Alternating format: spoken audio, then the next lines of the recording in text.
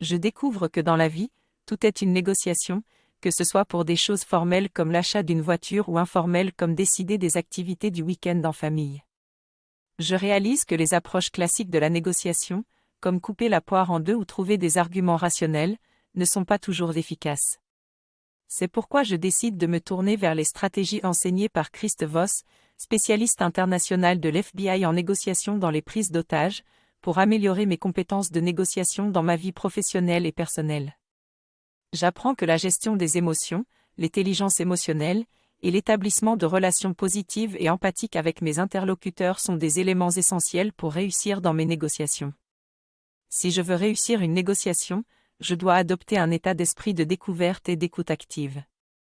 Je dois travailler sur la création d'une relation de confiance avec mon interlocuteur en utilisant une communication positive, en reproduisant ses propos et en faisant preuve d'empathie. Je peux exprimer mes perceptions positives et trouver des solutions ensemble.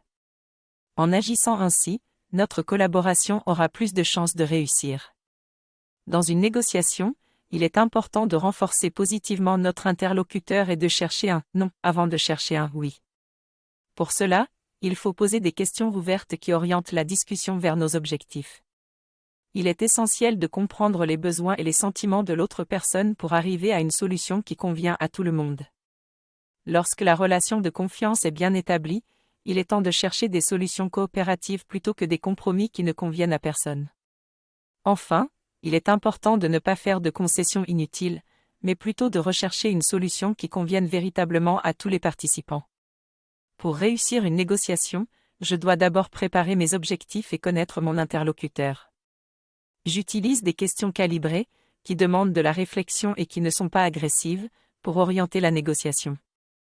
Je dois également connaître mon propre style de négociation pour m'adapter à mon interlocuteur. Lorsque la pression est forte, je dois me rappeler que le problème vient de la situation et pas de la personne en face de moi. Et une fois l'accord trouvé, je dois m'assurer de l'engagement de l'autre personne. Pour améliorer mes compétences en négociation, j'ai suivi les conseils de Chris Voss, spécialiste du FBI. Sa stratégie consiste à renforcer l'accord initial de l'interlocuteur puis à le faire résumer pour qu'il se sente écouté et compris. Ensuite, je peux poser des questions plus précises sur la mise en œuvre. Il est important d'éviter les compromis simplistes et inconfortables et de se concentrer sur la solution plutôt que sur la personne. Pour en savoir plus sur les relations interpersonnelles, je recommande les vidéos sur « Le triangle dramatique » de Stephen Karpman et sur la communication non violente de Marshall Rosenberg.